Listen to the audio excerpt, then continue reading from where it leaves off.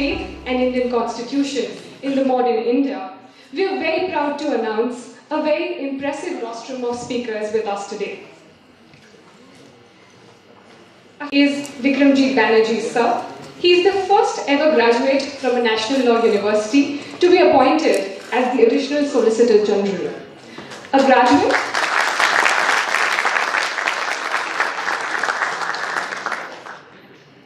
from the batch of 1997 from NLS Bangalore, Sir completed his LLM from the University of Leicester in the year 2000 and was appointed as the ASG for the Supreme Court in February 2018. Sir has also served as Nagaland's Advocate General, appointed in the year June 2015, and was designated as Senior Advocate in the Guwahati High Court in December 2016. We are very glad to have you with us, sir. Our second panelist is the illustrious G. Sai Deepak, sir, who is an engineer turned litigator. Sir did his BE in Mechanical Engineering from Anna University and obtained a degree in law from IIT Kharagpur in 2009. Sir has represented two women's groups, Chetna and People for Dharma, in the controversial Sabrimala case and caught the attention of the nation through his celibacy argument, earning him the moniker, the lawyer for Lord Ayappa.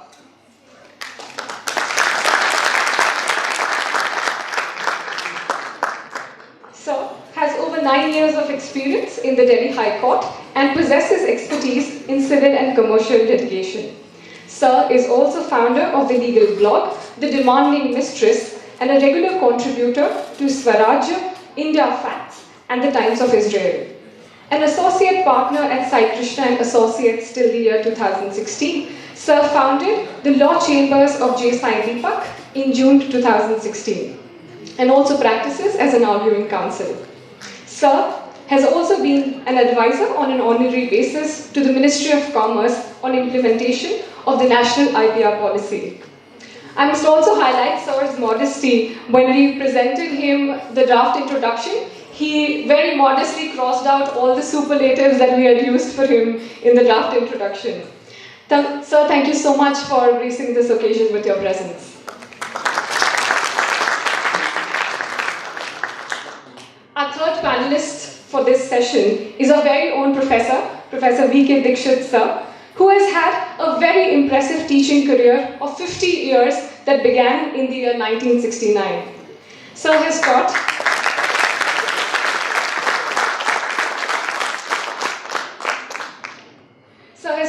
several subjects that include jurisprudence, law and society, the sociology of law, constitutional law, administrative law, competition law, labor law, research methodology, etc. Sir has finished his LLM from the Aligarh Muslim University and pursued his PhD from the University of Delhi. After his superannuation from the University of Delhi, Sir has worked with several institutions of national repute, which include NLIU, the Judicial Academy Bhopal, Indian Law Institute Delhi, and the University of Warwick, UK. Having been Sir's student in the competition law course last semester, I must express that, Sir, we are very glad and very lucky to have you as one of our guiding lights for this symposium.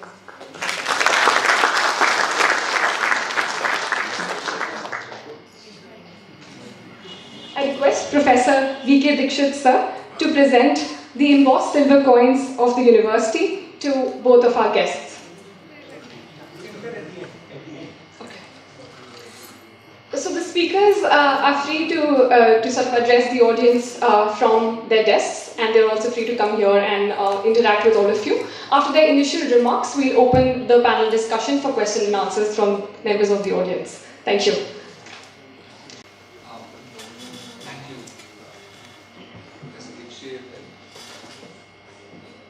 Sitting beside Sai is always a revelation, because Sai Deepak is a person who is deeply knowledgeable, and Sai Deepak is also in many ways a person who takes a lot of the knowledge which he has into court and tests them. Sai Deepak is also has a large amount of knowledge on law and faith. And this faith, law and faith, this knowledge which he has on law and faith, he has not necessarily keeps it to himself, but goes and argues these arguments in court. As all of you know, he's very much in vogue these days. A lot of people follow him. He is, in many ways, a very, very prominent person in the new, amongst the new generation of lawyers. So I'm always very, very circumspect when I address him Sai Deepak's presence, because of both of his knowledge as well as his ability to very, very articulately argue his point of view. Now, when I was asked to address this question, I must give you a context of it. I studied law and religion, and I'm saying explicitly law and religion, at the University of Leicester, when it wasn't such a fashionable thing to do. Because before all these huge questions of law and religion were actually came into focus. Because I have always felt that religion has a huge impact, faith has a huge impact on law. And that has been completely disregarded. That has never been paid attention to. So when I decided to do my master's in the subject of law and religion at the University of Leicester, I think there were 2 other people who attended the class, and both of them left in the middle of the class because they had possibly better things to do. So today I know that it's a huge, huge issue that we are grappling with all the time, and a huge issue which is the question of our age. So when I want to address you on this, and that's where the boring parts comes in, I will contextualize it. I am not too much of a person who goes by the letter of what the Supreme Court has pronounced, because the Supreme Court pronounces various different things at various different times depending on what, I'm using a strong word, being position which I hold, being what is the flavor of the season. I won't address that question, but I'll address you by first contextualizing where I come from.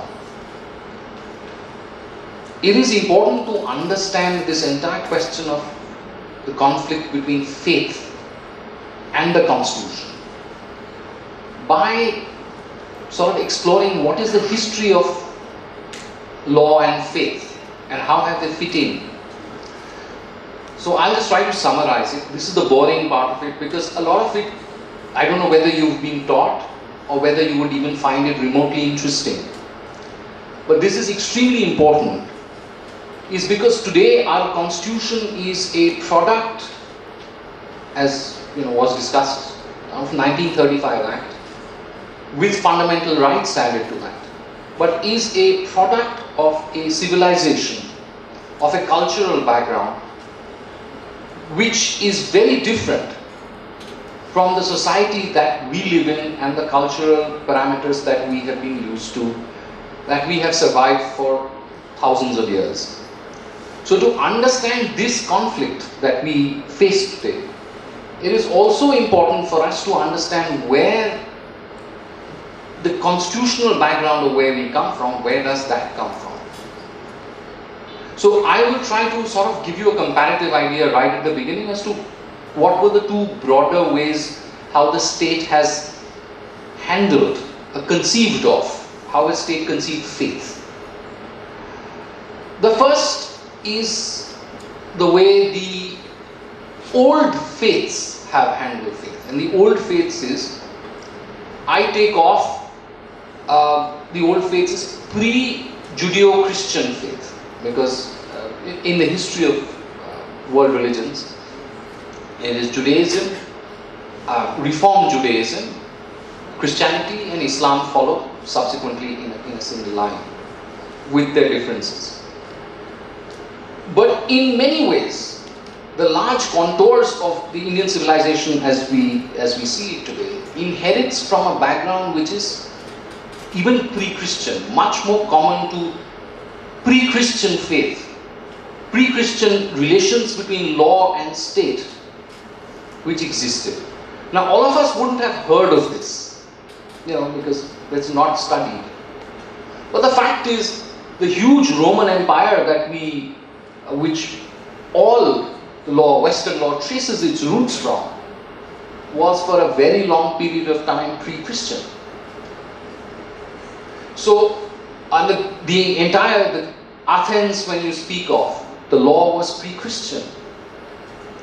The entire Zoroastrian, the Persian Empire of Cyrus the Great was pre-Islam. So there was a conception, and China, India, the rules, the laws have still survived.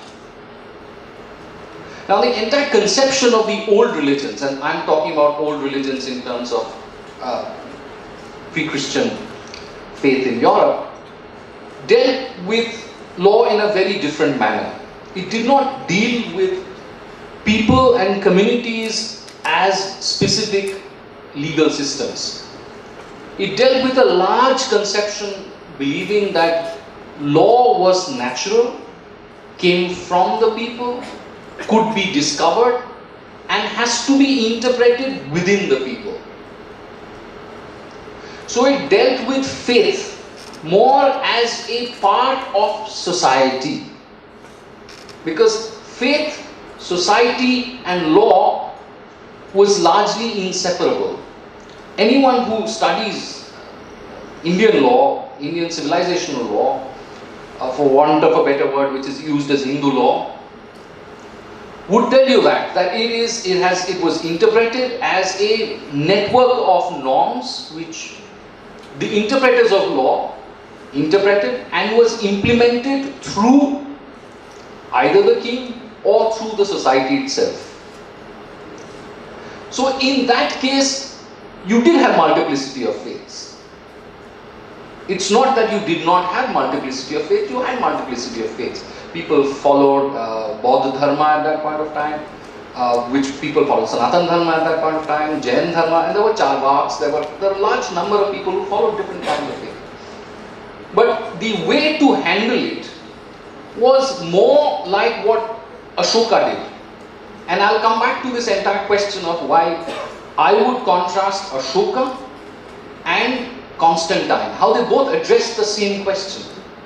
And the other sort of posited against it is the way which first started during Christianity, when Constantine converted into Christianity, was to try to ensure that there is uniformity within the people. So therefore you have uniform laws, you have uniform faith maybe. While Ashoka talked about that you have to find unity in diversity, Constantine's interpretation was you found diversity in unity. And this is the essential conflict which we are increasingly facing today because of two different conceptions of how to envisage law and faith in modern world, in today's state. Now what is Constantine? Ashoka we are all aware of because that's what we have grown up on, we've read in history books. And this is the essential difference between law and Ashoka and Constantine. Both of them in different parts, in different times in history were faced with the same question. You have a very diverse empire with diverse people having very diverse faiths. And you have an increasingly bureaucratic, powerful empire growing. How do you handle that? While Ashoka said, you've seen the edicts of Ashoka saying that everybody follow their own rules, but I believe that there should be a dharma which everybody should follow. And you try to encourage people to follow that dharma and put edicts But on the other hand, the Constantine view at that point of time was you had a diverse people speaking diverse, having diverse religions, or faiths at that point of time. Religion is a new word. You make them come to a unity. And in that portion, maybe they have their own diverse interpretations of it, but let that be only interpretations of it. So there are two ways, broad ways where these things have been dealt with. Now, when it comes to India, we have a constitution.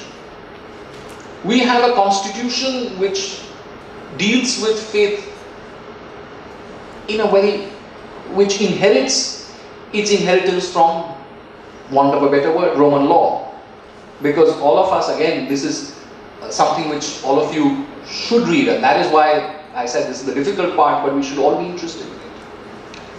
Because the conception of a constitution as we see it today comes from Roman law, comes from the Code of Justinian, which says everybody in this great diverse Roman Empire that we have should be governed by this common code. All people should be governed by this common code. Which then goes to the German constitutionalism and then becomes accepted as constitution through the American Constitution and then the French Constitution after the French Revolution. But it's largely, the background is Roman law. In India, you did not have a constitution. It does not mean that people were not governed for 5,000 years. People were governed, but they did not conceive of a fundamental unitary law which governs everyone. And this is the essential conflict which I think is unique to India. Because even, I think in the 1600s, 15 and 1600s, which was, I think, an epoch-making portion of history across the world, when India was governed by the Mughal government system, this diversity of the uniqueness of India was recognized. If you look at the compromise which was made at the time of Akbar, because Akbar was the person who formed the basis of the Mughal state. It is he who put the basis of the Mughal state, because his father was there for a very short period of time. His grandfather was father in and out of India. His grandfather was there for barely 5 years. So it was Akbar, from Akbar onwards actually the Mughal Empire actually starts. And he comes with this compromise. And this is the compromise which lasts actually till the British comes over. And again, this is something which we should all study, which we don't. Is he said that every community is going to be governed in terms of the millet system, which is an old Turco-Iranian word, whereby every community is going to be governed by their own laws, and these laws are going to be inviolable. And the state largely is going to stay out of religion. But the state is also will be spiritual in many ways. And in his own way, he tried to find out his own spiritual halfway house between different religions of the world.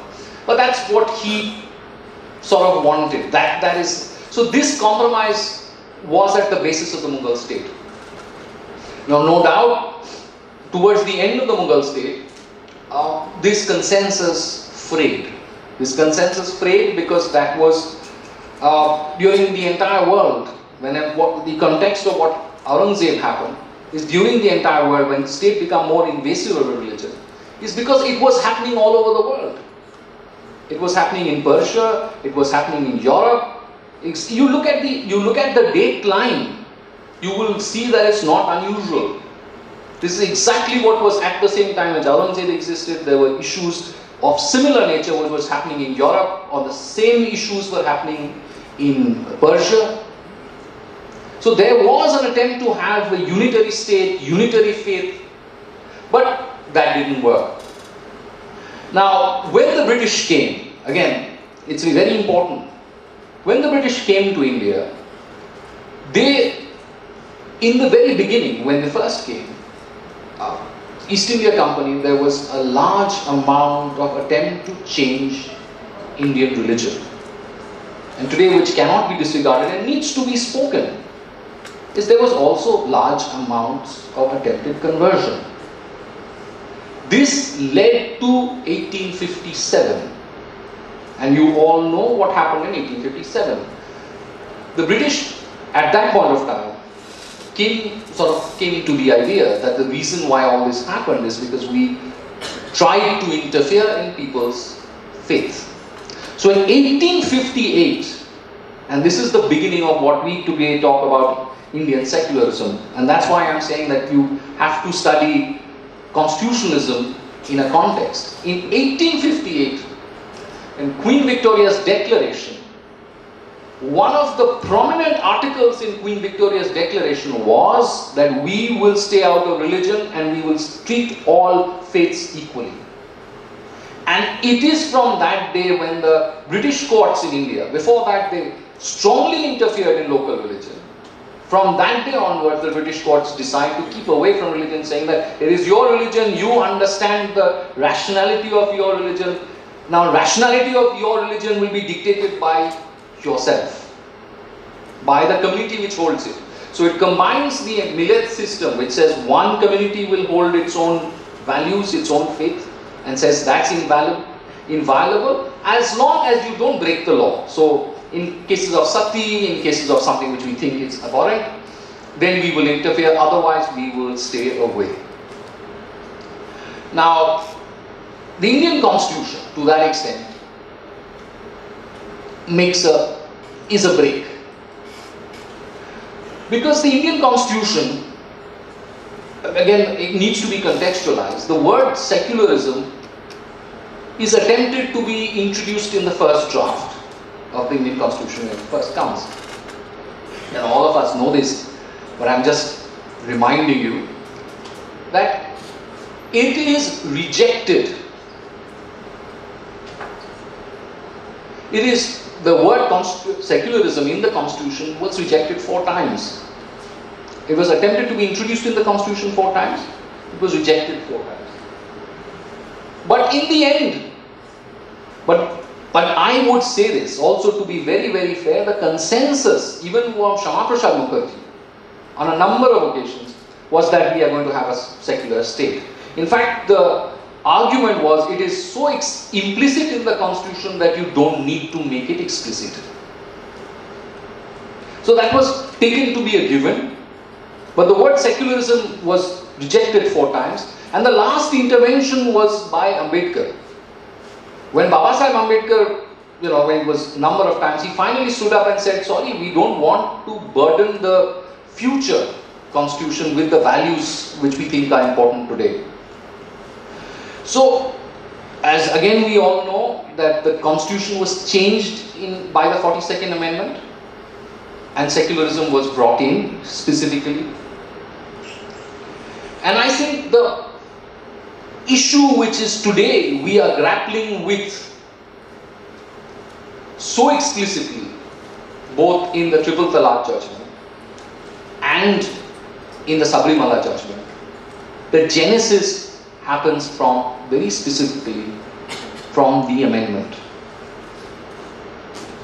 Because otherwise what we had decided, the large consensus was given. You now decided to make it explicitly a part of the constitutional system. And when you inserted the word secular, you brought in conceptions of Western conceptions of religion, Western conceptions of law, inside the governance of faith. While the large consensus including from the time of the British, is that the state stayed away from faith unless it came to law and order problems, or unless it became so abhorrent that the state had to interfere. Now, I will, in the end, sort of come to the crux of what I want to say. Lately the Supreme Court has been confronted by this entire question. And that's been a long time coming, and it's now upon the Supreme Court. Supreme Court, I will take, has adopted 2 lines of arguments. One is the Triple Talaq argument, and the one is the Sabrimala argument. And I would say I distinguish both. In the Triple Talaq argument, it broadly, even though, however, you may say that it was invasive, but the Triple Talaq argument, it broadly accepted that the faith should be treated on its own terms. Because if you remember Kurian Joseph's famous line in Triple Talaq argument, what is bad in theology cannot be good in law. And you would see Rohinton Nariman making that, Justice Rohinton Nariman, making that argument that because it was part of the, because it was Triple Talaq could be governed by the Sharia Act, and so therefore that was law and therefore we could amend it. It explicitly or implicitly stayed away from pronouncing whether tenets of faith went against the constitution or not. This, and I say this, and this is a very dangerous line, which I feel is a dangerous line. The Supreme Court has held what it has, which it changes in Sabrimala. In Sabrimala, there are two conceptions which the Supreme Court formulates, which I have great differences with. But then my personal differences. Now, I'm not speaking as the Additional Solicitor General of India. I make it very explicitly clear. I have two differences, and I'm talking about it in a clearly academic perspective.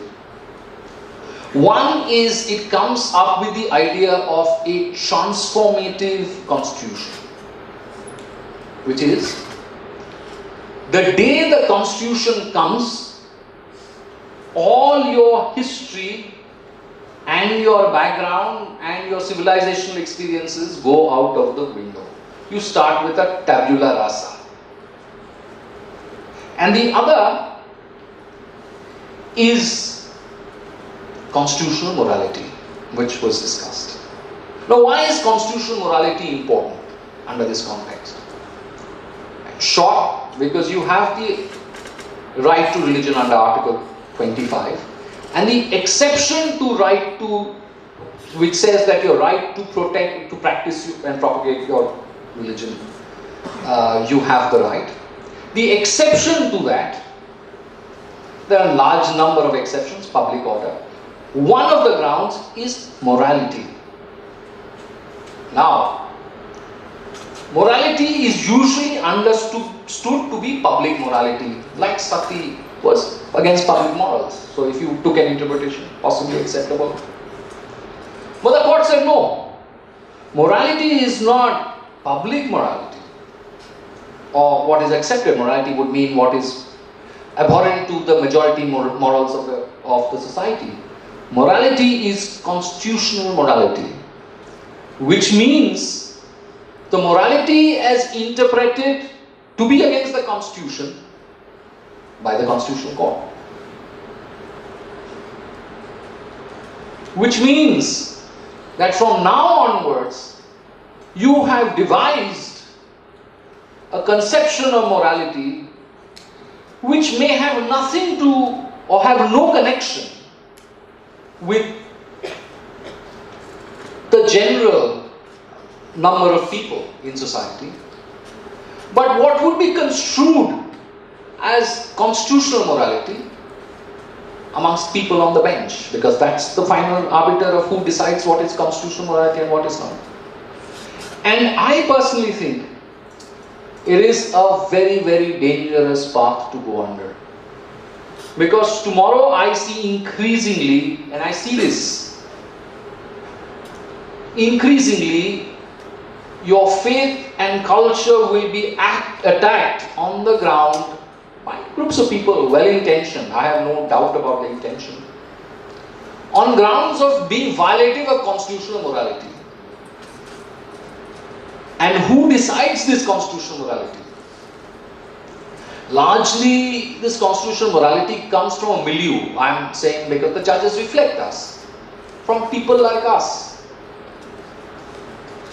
But this vast country that we exist in are not filled with people like us. You know, I've been across, up and down this country, very diverse, and people are not like us. We have the benefit of this wonderful education. We have the benefit of arguing before the Supreme Court. We have the benefit of understanding English. We have the benefit of so many other things. We are very privileged. And we have our conceptions of the world which is keyed into Harvard, to the West, to Oxford, to Cambridge, which is very different from where the rest of the world, rest of India views the law, views morality. And having an idea like constitutional morality almost means that the state, through the judiciary, has the right to impose what it conceives as moral upon the rest of the people. What could be, to my mind, what could be more oppressive than that? Now, I personally agree that if there is one part of the judgment in Sabrimala I agree with, is what is the dissent of Justice Malhotra. When Justice Malhotra said that the essence of constitutionalism is that you have multiplicity of faiths and you respect all of them. I think what she talks about is cultural constitutionalism. And I am a person who contributes and who believes more in cultural constitutionalism than transformative constitutionalism. In the history of India, I can assure you, large groups of people, not every, but large elites have always thought that they want to transform India. But it hasn't worked. One more in modernist guise, I don't think will serve its purpose. What do I foresee in the future? And I'll just end off by saying this. I foresee this conflict growing. Because we live in an interconnected world. We live in a world where people are becoming more and more modern and, dare I say, westernized, where our centers of culture are moving away from Indian universities like the Banaras Hindu University, the Aligarh Muslim University, and moving to Harvard, to Cambridge, to these wonderful institutions, no doubt, but completely conceived in a different cultural background. And the more you impose the values, the more pushback you will get. The harder the pushback. And in fact, in conclusion, I don't think that the conflict which you see in Sabrimala is only an indicator. There will be much, much more, there will be more, and there are more coming. And I can see them happening right before me, but I won't comment on them because I have this job. This is not the beginning of the end. This is just, as Churchill said, the end of the beginning. Thank you. Thank you for bringing out the historical and philosophical underpinnings of religion in the Constitution. I'd now like to welcome Professor V.K. Dixit sir to express his perspective on the topic Faith and Indian Constitution. Well, thank you very much. My co-columnist and the distinguished gathering here. The subject on which I am required to speak today, Faith and Constitution. Before speaking further, I want to make some preliminary observations. Frankly speaking, I must confess, I have little faith in faith. Of course, I have tremendous faith in the Constitution of India. And secondly, I am of the considered opinion that the Constitution of India is less of a legal document and more of a social document, because it regulates our lives, the life of the nation, and precisely for this reason, it is the most important document in the life of the people of modern India.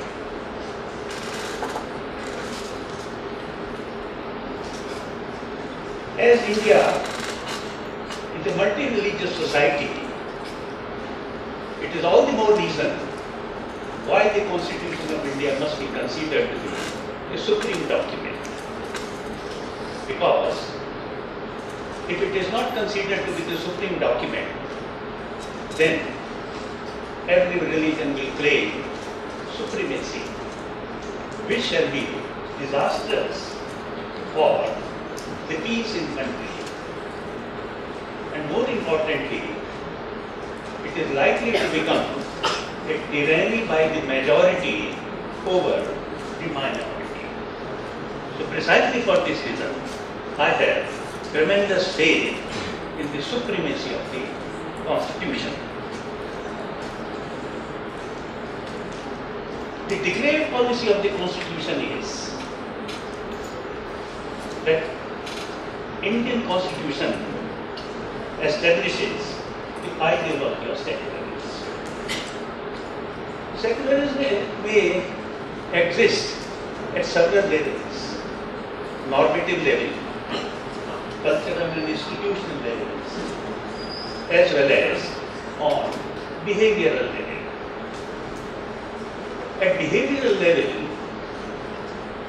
in India it is the weakest, and at the normative level, it is the strongest. But normative level is the beginning or the starting point, and therefore it is also very important for me. Unfortunately, in this country, neither the courts nor the people have been able to understand as to what ought to be the definition of the secularism in this country. Whether it means separation between the state and the church, or it means, as Gandhi believed, that all religions must have equal respect. And for Gandhi, there was never a separation between the religion and the state, in the sense that he very, very successfully and honestly was able to use religion in the politics.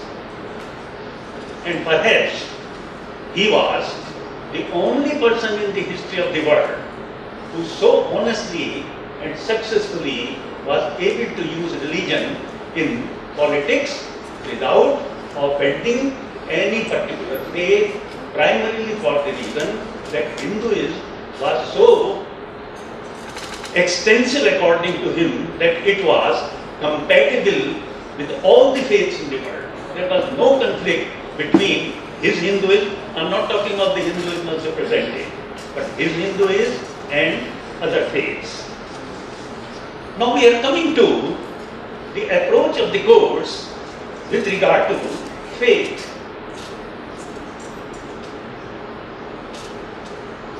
Particularly, I am of the opinion that almost all the religions of the world are grounded in the ideology of the patriarchy.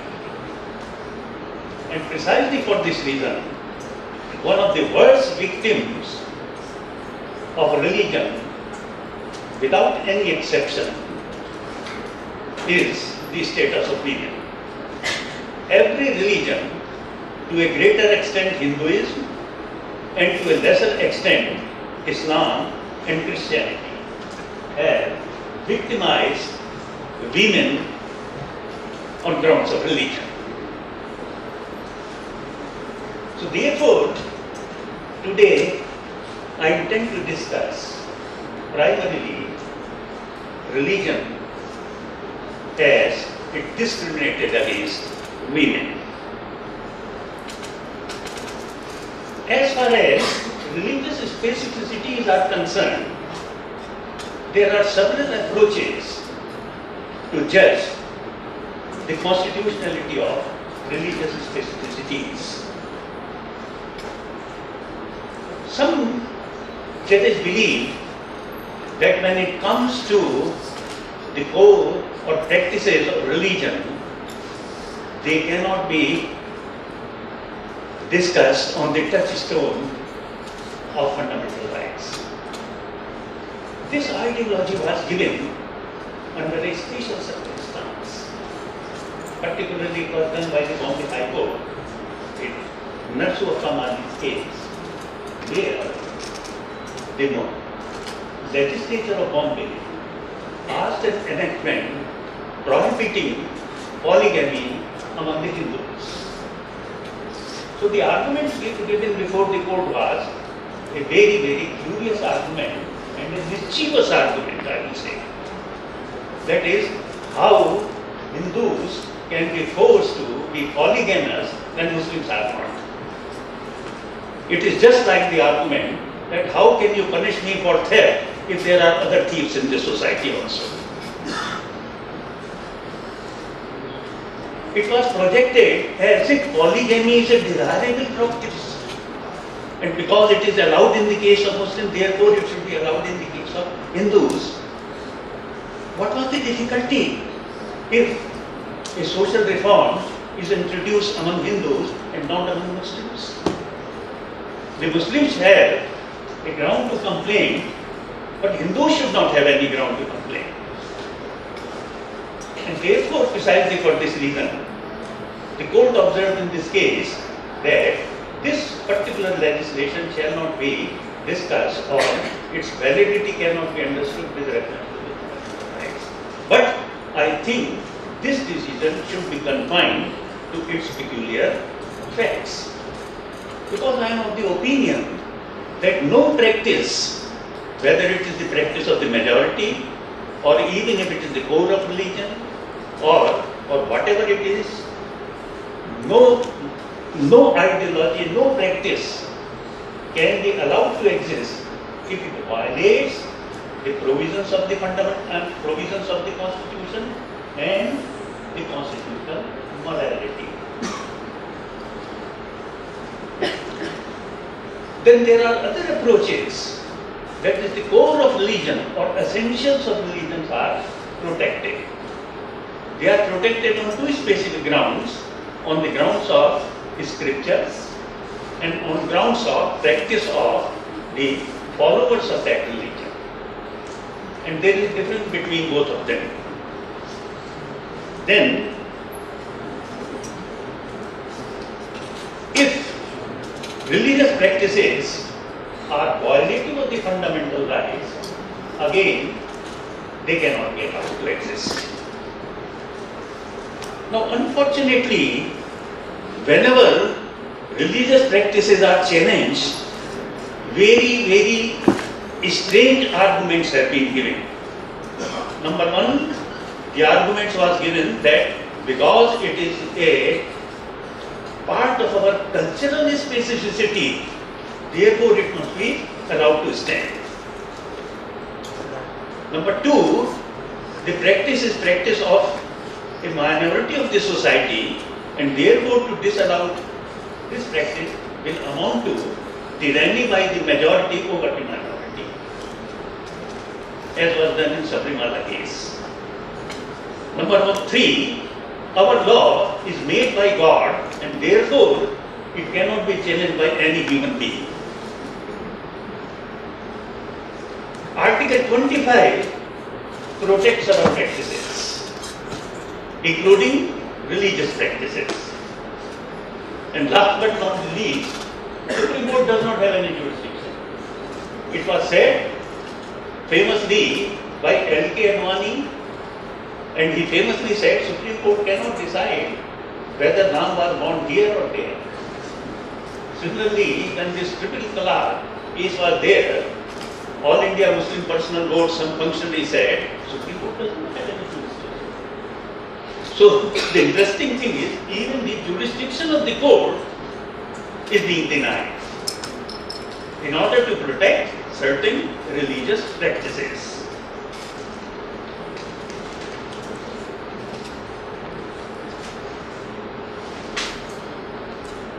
Now,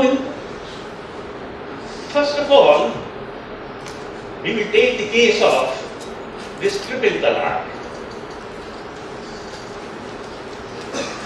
This is the first case where Supreme Court was extensively defensive, which it should not have been. in the sense that in the history of the in the history of the modern Indian legal system, it was the first case where the bench of the court was constituted on grounds of religion. It has never happened in the history of India, of modern India, that the bench has been constituted on grounds of religion. And it was done by the court because court was extensively defensive. So, two judges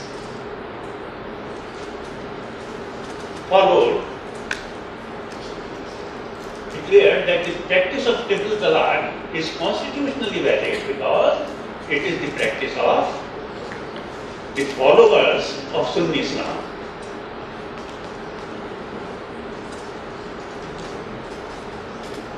Then two of the judges, Justice Lalit and Justice Nariman, declared it unconstitutional on grounds it violates fundamental rights.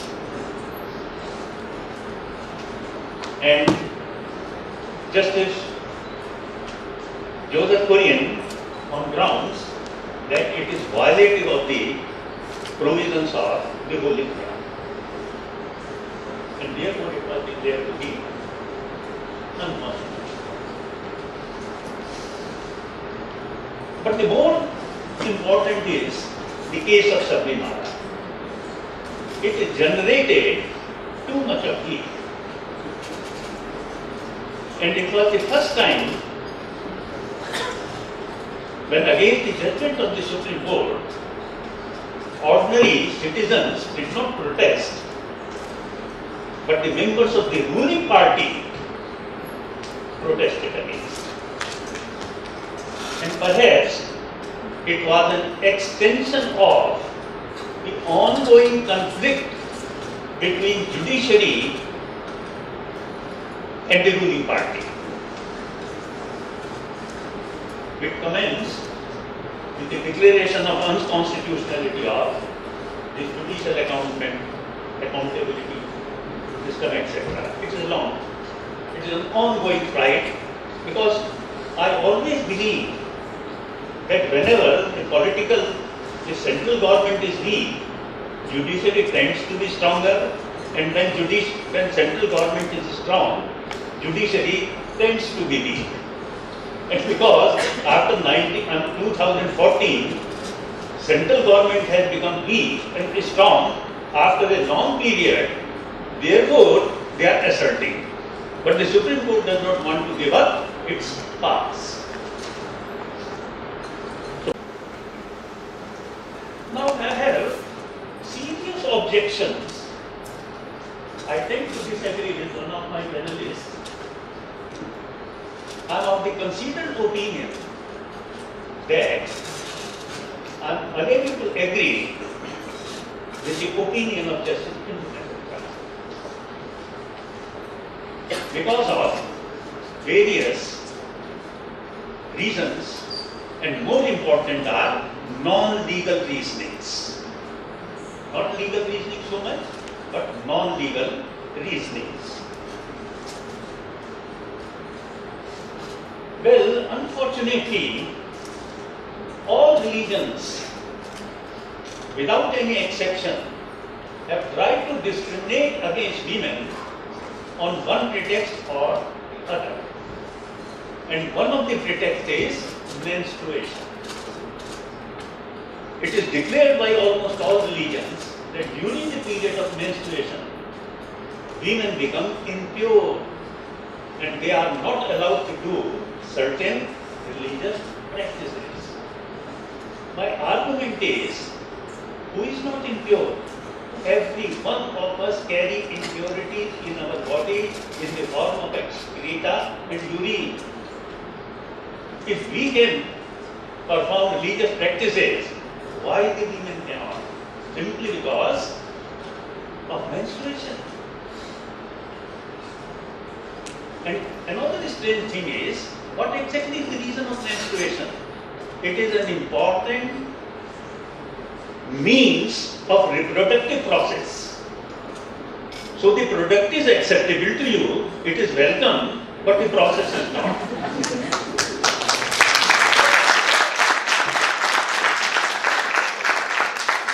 When a son is born, he is welcome. But the woman, because of local blood, becomes impure. Menstrual blood becomes impure. What exactly nonsense is this? The reason is not impurity. The reason is patriarchal society try to find out pretext to humiliate women, that you are impure. That exactly is the reason. Then in case of Sabrimala, it is claimed that Lord Ayappa is a celibate, particularly the deity in that particular temple. And I am of the opinion, the followers, not only insulting themselves, but they are also insulting their Lord Ayappa also. Why? Women between 10 to 50 are debarred from entering into the temple. That is, women who are of productive age or potential productive age. My humble submission is that if somebody is a real celibate, he cannot be swayed merely on the side of a woman. What type of this celibacy means? High degree of discipline.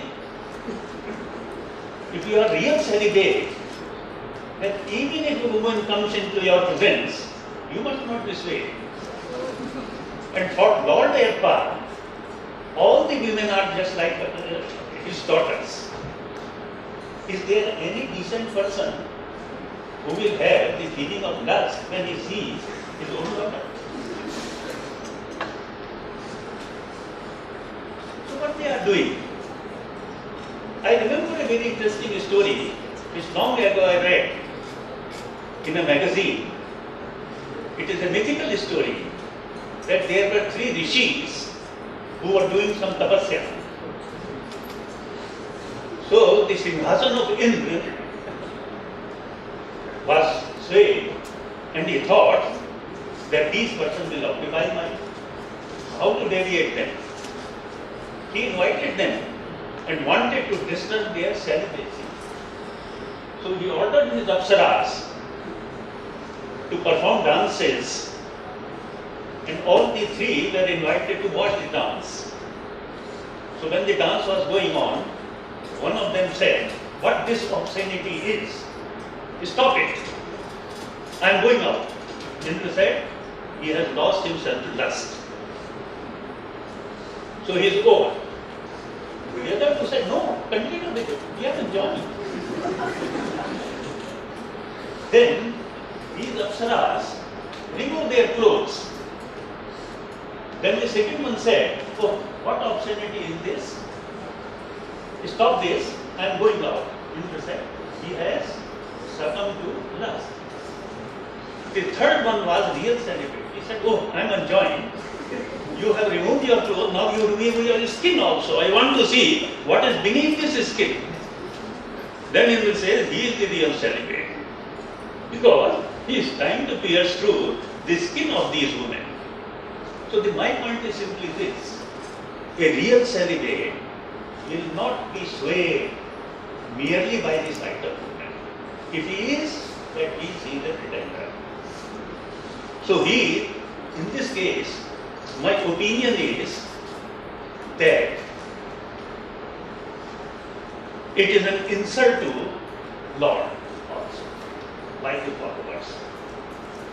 The second important thing is that if this argument of the cultural practices or religious practices of a particular denomination are sacrosanct, then it may lead to disastrous results.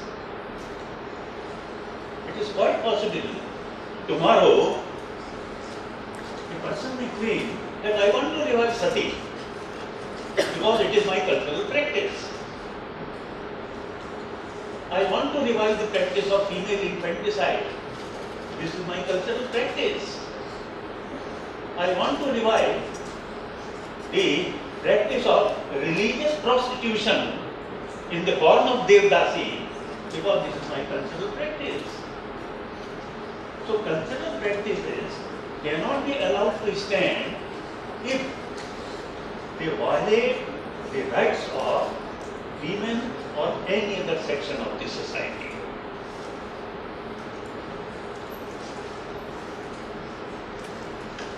So know you very well that decision was delivered by the court that women between these two age groups would be allowed to enter.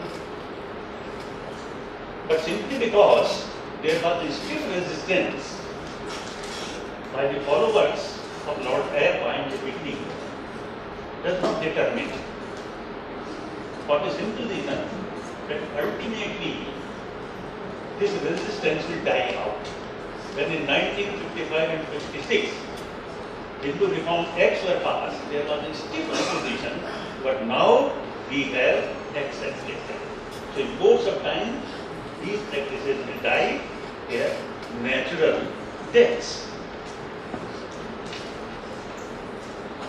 Then one more aspect I want to discuss, which also touches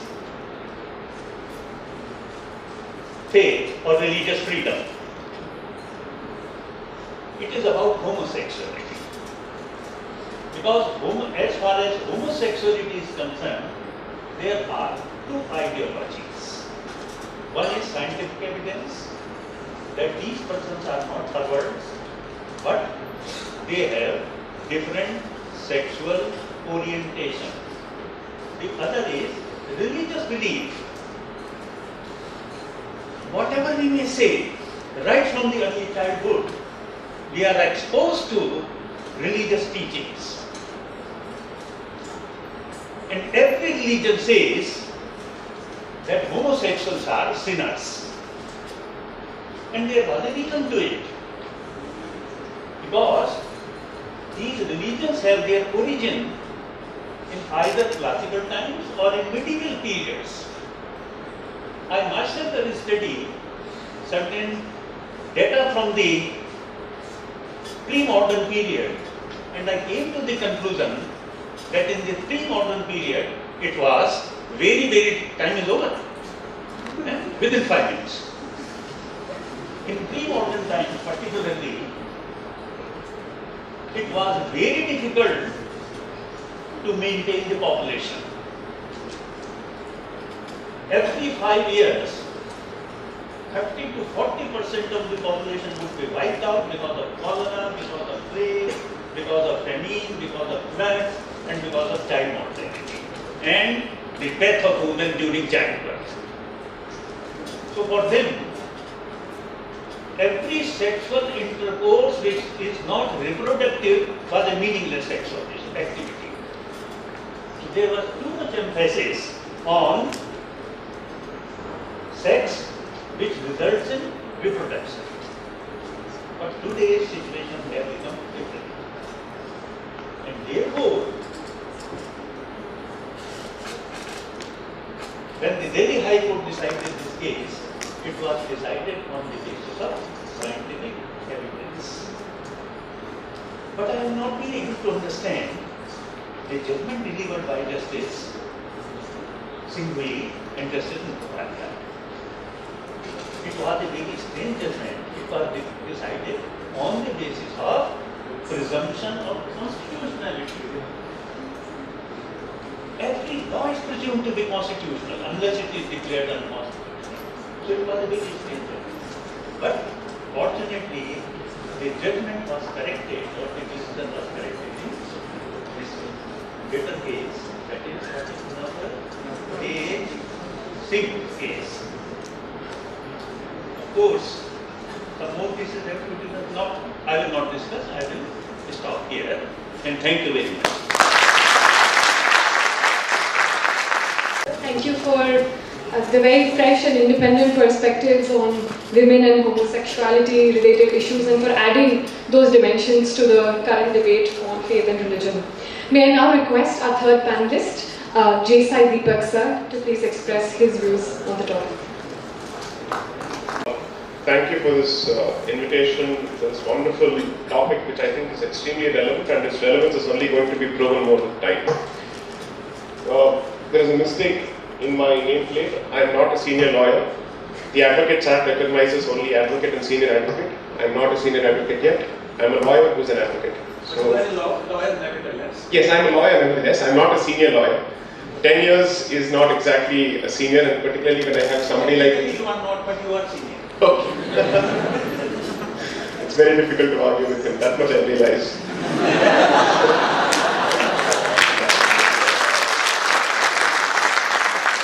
I wish I was a student of your class, sir, because I believe that it's going to be, or it is perhaps a very colorful experience to be in your class with the kind of examples and illustrations that you come out with. I think I would have had lesser reasons to bunk classes in law school. I had almost 50% borderline attendance, and I was almost debarred in my 5th semester. I was almost about to be rusticated, and then there was a disciplinary committee. So all that happened. So, anyways,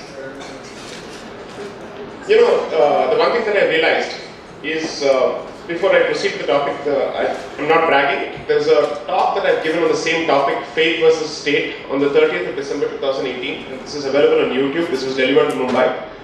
So whatever I present now will be perhaps a capsule version of what was already discussed there. And in large parts, I will also be responding to what Professor Dikshit has mentioned, because I'm very, very grateful to the organizers for giving me an opportunity to speak after him. So I'll use this opportunity to the hilt. If the Constitution is a social document, why are you harping on legal reasoning? Don't. Either say it's a legal document or it's not. If it's a social document, then do not find fault with the reasoning for being non-legal reasoning, because then the reasoning can be social in nature. But if you choose to give it the quality of a legal document, then stick to the rules of interpretation that apply to constitutional law. Or treat it as a document with a dual quality. It is socio-legal in nature, which means it is a legal document which has social implications but has to nevertheless comply with the rules of interpretation of a legal document. That is something that you have to be clear about. You can't shift the goalpost as and when it's convenient to you, because that is intellectual dishonesty. That can't happen. Decide the rules of the game, tell me what are the ground rules, and we'll play according to it. You can't keep making the rules as you go along. So that's point number one. Point number two is, in this day and age, it's very, very easy to skew or bias a discussion by just throwing in a few words. Equality, gender justice, patriarchy, Brahminism, everything. Throw it all in one basket and you have an explosive mixture that puts the other side on the defensive. That's what happens. You immediately skew the mindset of the audience, and then they realize, what do I do now? Oh, I'm on the defensive. Now I'm going to treat this audience as an adult audience. I'm assuming all of you are above 18. And all of you believe in free speech, right? Fantastic. Then I'll use my free speech to the end. Okay? So I hope you don't take offense, and even if you take offense, you're welcome to take offense in the spirit of free speech. Okay? So, whenever the concept of equality is touted, and it is presented as an argument, and it is presented as the ideal, or as the goal that is to be achieved, remember this, and I say this with a lot of respect, and I say this with a lot of candor and responsibility, that it commits an intellectual fraud of closing your eyes to every distinction possible, and every difference possible, and every nuance possible in logic, in reason, in science, in biology, completely out of the window. What it does is it tries to pull all the 5 fingers together and say, I want to treat you equally. The thumb will not perform the role of a thumb anymore, and the little finger will not perform the role of a little finger anymore, because both of them are equal. That is effectively the consequence of the argument of equality. Remember this, my position is simply this. The context of a situation and the requirement of a situation decides whether the distinction is relevant or not. Which means, if it is a question of promotion, if it is a question of opportunity, if it is a question of education, Gender cannot play a role. Therefore, the irrelevance of gender is self-evident. And therefore, equality is necessarily a mandate which has to be achieved in that particular context. Yes or no? Okay. But, if you believe in gender-specific spaces, and you also believe that the concept of body dignities vary between genders, what a woman is comfortable with, a man may not be comfortable with, and vice versa. That is a fact. What can put a woman to shame may not put a man to shame. That is a fact. Notwithstanding your attempts at trying to destroy every distinction possible, including a logical distinction, this is a fact which you cannot run away from. Because if that is the argument, then be it in airports or in the Supreme Court, you cannot have the parda where the woman is being screened and frisked. I'm sorry. Because according to you, they are all equal. And it shouldn't matter who is frisking and what is the gender of the person who is frisking and screening. A man can do a woman can do a man. Fair enough? Are we okay with that? So the point that you have to recognize is, when you start with the assumption that every person is equal, that is good. But the quality of every person's thought is equal is necessarily stupidity. It is a position that is born out of ignorance. Because then you are saying a broad-minded approach and a narrow-minded approach are effectively the same on the benchmarks of quality, on the benchmarks of value addition. Respect somebody's right to hold an opinion cannot be extrapolated to say respect every nonsensical opinion that comes out of his blessed mouth. That's difficult. And that is something that is difficult to accept and agree. You don't need to be a lawyer to make this point. You just need to believe in common sense to make this point. But that is an uncommon commodity, so I understand. It's difficult. It's precious, and it's precious little. Now you have to understand a few things. If the Constitution is to be treated as a transformative document, and it is treated as a document, so in the judgment relating to section 377, this phrase was used, the doctrine of progressive realization of rights. This is what they used. And this judgment preceded the Sabarimala judgment. The moment this doctrine was introduced in 377, I knew what the outcome was going to be in Sabarimala, because I saw where the Supreme Court was going in that particular direction. It was very, very clear.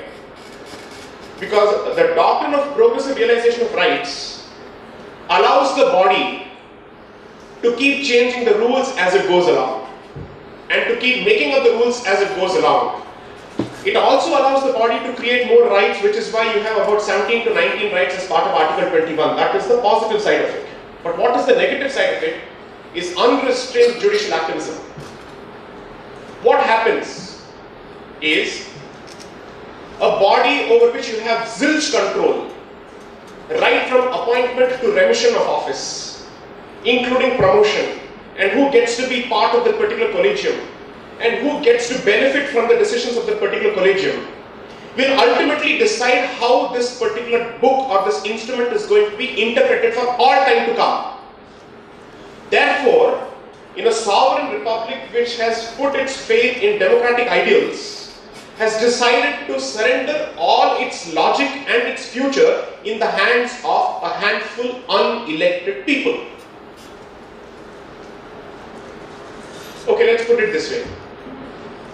How many of you can confidently say, based on your knowledge of law at this point of time, that someone who's an expert in taxation will equally be an expert when it comes to intellectual property law? Can you make that statement? Is it possible? Can someone who's let's say expert when it comes to Hindu law, can he immediately claim that he's equally an expert when it comes to Muslim personal law? Not possible. So is it possible for one particular person with a general qualification to treat himself or herself or himself as the last word and the fount of all wisdom when it comes to every religious practice? Within a certain community itself, when there is a diversity of practices, can you be an expert with respect to every set of practices? You need a handwriting expert to look at issues relating to handwriting. Why aren't you looking at experts when it comes to issues relating to religion? Because you cannot claim to know everything under the sun. It is impossible for anybody to make that statement and get away without invoking guffaws and scoffs from the audience. Even with an intellectual property, someone who is an expert in trademarks may not be an expert in copyrights, may not be an expert in patents. That is the wide distinction, particularly when it comes to the subject. Therefore, nuance is the name of the game.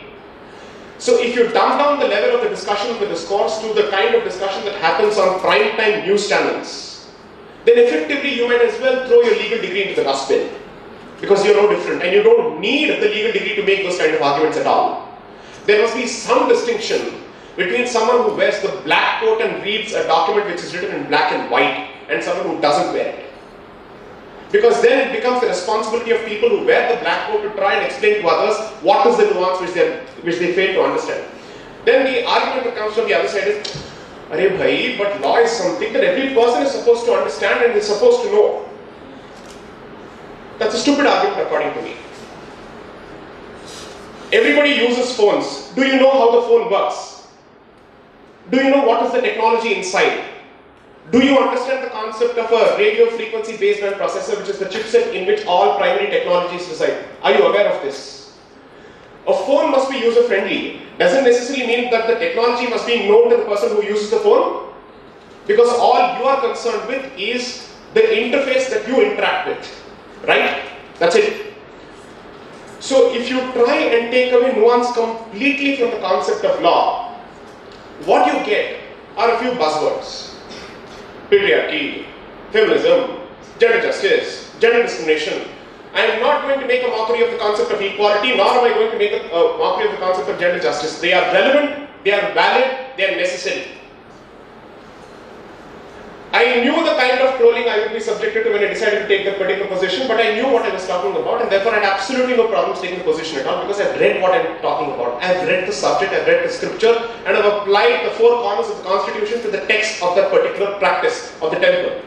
One, I did not want to comment on this particular issue because the review petition is sub judice.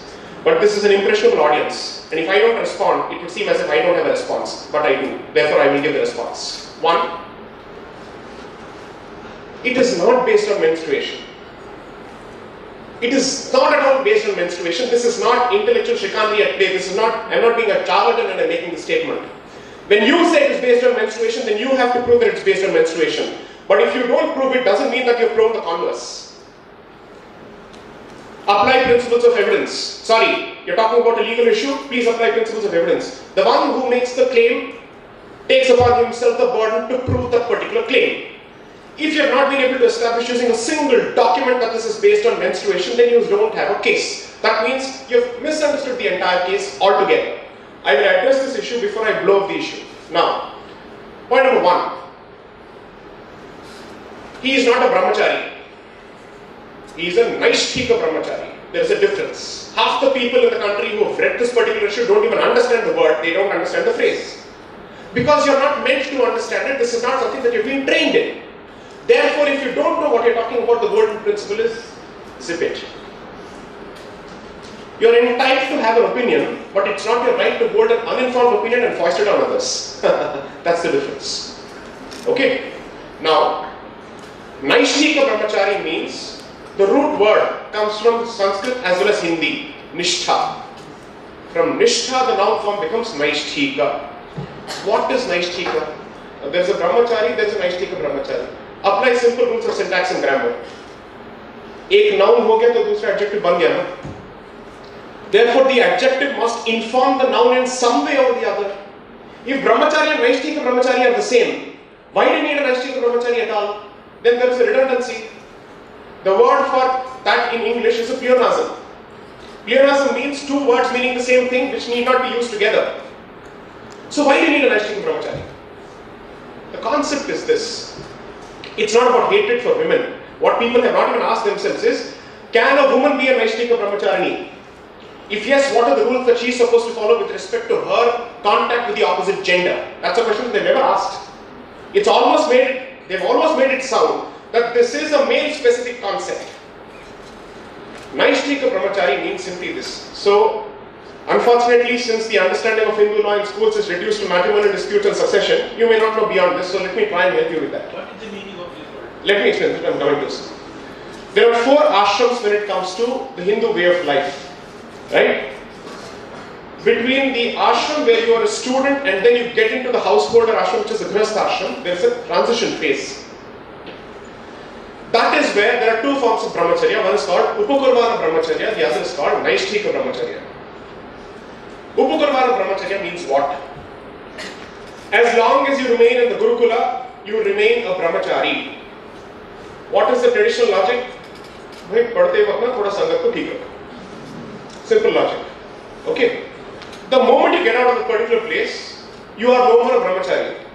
Your hormones are set full. I mean, they're given complete range. जो करना है कर लो. You've come out of it. But when you are a naishthika brahmachari, you have taken the vow that for the rest of your life or the Guru's life, you will continue to serve the Guru in his particular ashram without getting out of that particular place as a student for the rest of your life. The student form of celibacy you have taken upon yourself for the rest of your life. So what happens if the Guru passes away? You serve the Guru Mata, his wife. What happens if the Guru Mata passes away? Then you serve his children. What happens if they pass away? Then you serve fire. That means you will lead the life of penance for the rest of your life. That is the concept of Naishthika Brahmacharya. Which doesn't mean सामने अप्सरा आ गई अब लड़खड़ा गए. ये नहीं है. That is not the concept. The basic point is this. The basic point is, I have these rules which I have to observe. Now if you tell me, तुम कौन होते हो इसको observe करने वाले?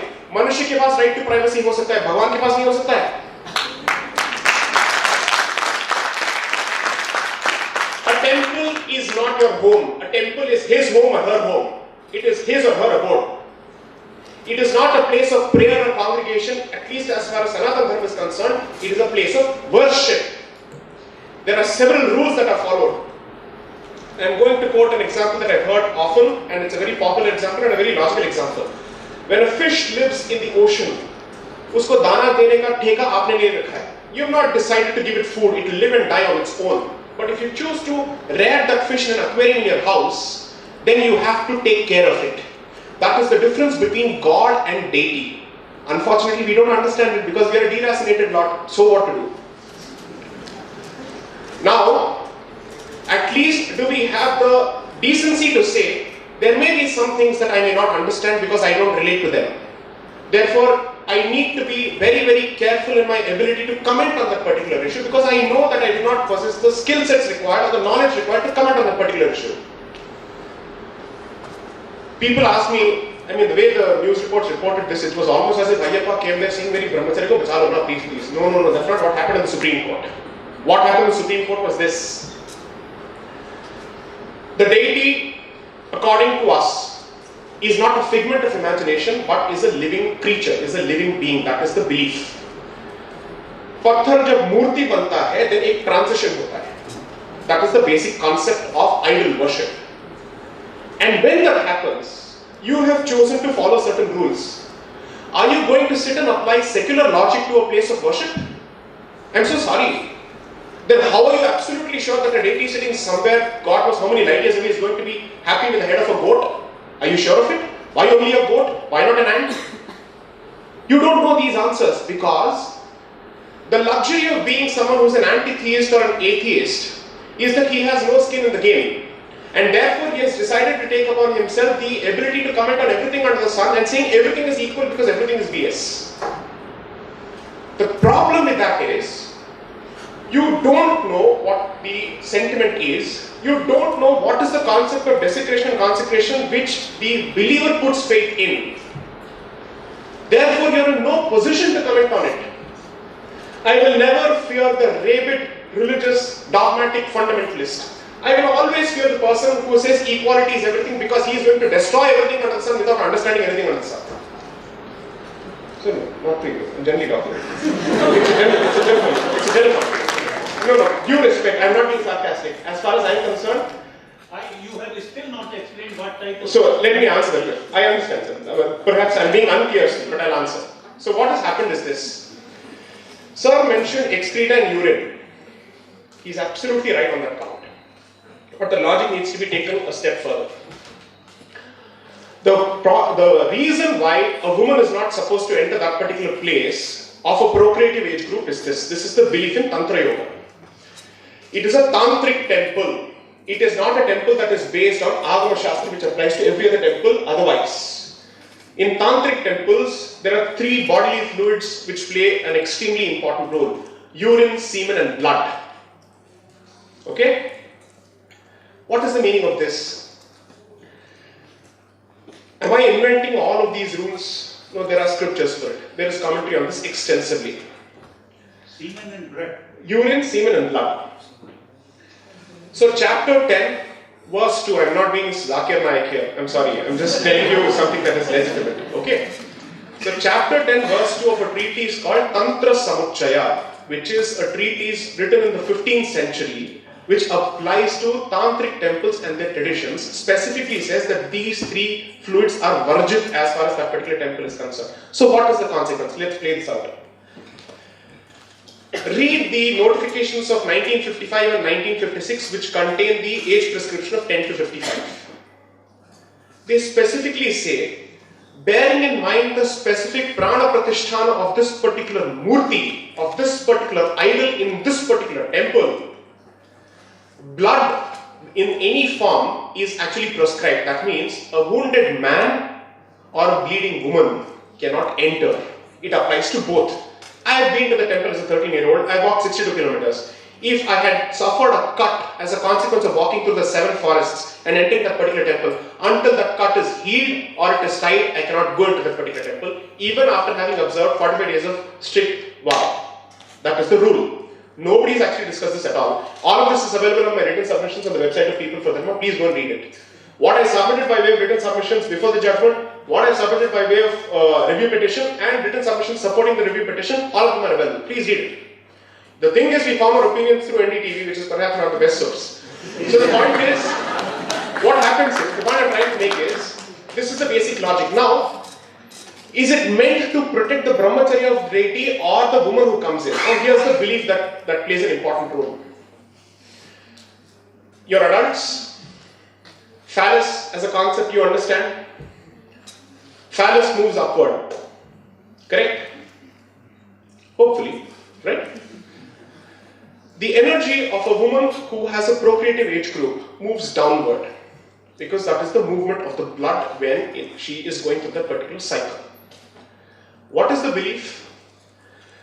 That the energy of a brahmachari who is an eternal brahmachari in that particular status is harmful to the energy of the woman, therefore it affects her uterus, and tomorrow when she decides to have a child, it will be a deformed child. It's the basic understanding, that is the basic belief. ये क्या science है, ये तो superstition है. Religion में superstition क्या है, religion क्या है बोलने वाले आप कौन होते हैं? That is for people to decide. You have no skin in the game, you have no dog in the race, then you stay out. You don't believe in it, you don't subscribe to it, then you don't have the right of access. I'll just take 30 seconds and finish this off. Please go and read this. I've said this extensively. Unfortunately, the thing is, I don't think people have bothered to read or even understand, because arguments tend to be predictable and unimaginative, and they walk the same trope. Now, on the issue of faith versus state, Sabrimala is just a symptom. It unfortunately, because it happens to be a sensational symptom, people focus on it. But you have to look at it differently. What are the issues that affect this particular question and that flow from this issue? 1. Does India have a religious identity is the central question that you have to ask yourself, because from there flows the concept of secularism. Second, secularism as invented during the process of enlightenment and secularism which the British chose to bring into this country are 2 different things. Because in enlightenment what they said was, when 2 different denominations are fighting, the state should not take the position or the support of a particular denomination, which is to say, the Protestant will not be supported against the Catholic by the state. That is how secularism was actually evolved.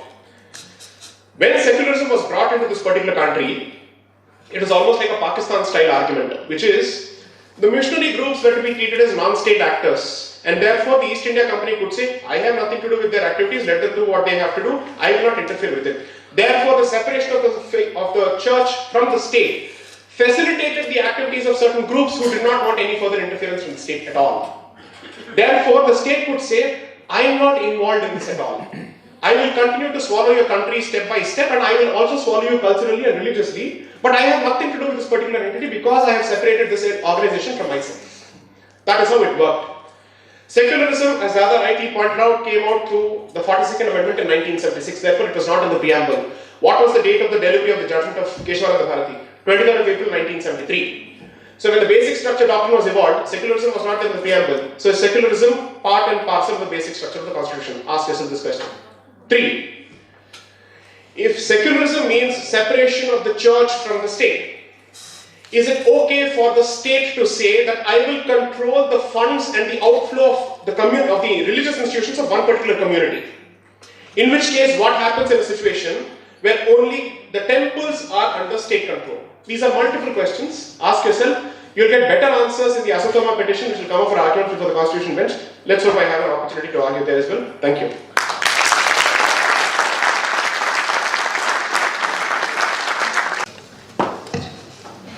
Very strong debate. I think first, I think Professor Dixit wants to have his response. Welcome. But I would again request, no problem, we should all take our time and ensure that we get through. Very prayerfully, his speech was very spirited. But the logic or the argument, I have not been able to understand so fully. Well, he has given so many arguments. And the most important was that the deity practices a different sort of celibacy, in which the presence of semen, blood, and urine are not allowed. And the rule has been made that men can come, but the woman between 10 and 50 cannot come. And the touchstone is semen, blood, and urine. The rules are made by them. That is, rules are made by patriarchy, not by matriarchy. I do not mean to say that men and women shall be treated similarly. There are bound to be differences. But the differences must not be such as to lower the dignity of the woman. That is very important. The moment dignity of one gender is lowered, it amounts to violation of equality. No one says that equality means similarity. Then as far as these rules are concerned, on the touchstone of semen, urine and blood, they do not prove to be logical. Because if blood is to be allowed, the rule should have been that the women, when they are not during the period of menstruation, should be allowed to come. Number one. Number two, under these circumstances, all men between 12 years of age and 80 years of age should not have been allowed. Because there is potential problem of ejaculation of semen. There may be some drops. Apart from urine, which is common to men and women both. So the point is simply this. The rules are made by those who wants to humiliate women. That is the only important thing which I want to tell. You. Right? I'm responding to him.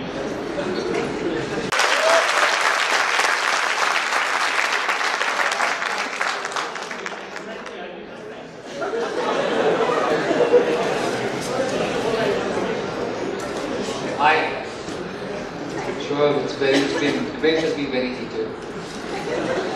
That's an understatement. So, but what I would like to do, I'm sure that out of this entire audience, there would be people who would contribute to either views. That's a wonderful thing. In a debate like this, it's wonderful that, and I always tell people this, that The great thing about legal academia is that you get to read.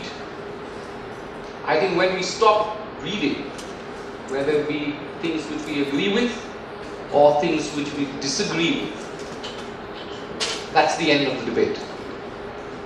And this is something which I tell all my juniors, and I will share with you, that the moment we think that an argument is beyond the pale, that an argument cannot be made, then we shut ourselves. Every argument, wonderfully, I think this was an incredible debate, and I don't think something like this will possibly ever be recreated. It's a wonderful debate of two radically different interpretations. And I think I have been greatly privileged, and I think all of us have been greatly privileged in seeing these wonderful two radically different views colliding with each other, and to that extent has shown us light in what we think is true to ourselves, because what is true for each one of us, to me, is different from what is true to the other. So, keeping all this in mind, and keeping in the spirit of this wonderful debate that we are having in mind, I'm throwing this question in case, are we taking any questions? Oh, terrible. It would have been wonderful if we could take questions. But in the end, I think there is nothing more to be added. I think in the end, I think that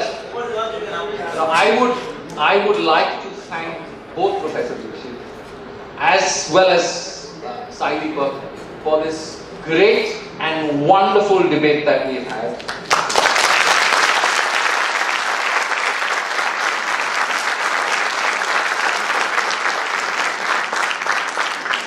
It's been a privilege to be here, and I think both of them have encapsulated what they wanted to say.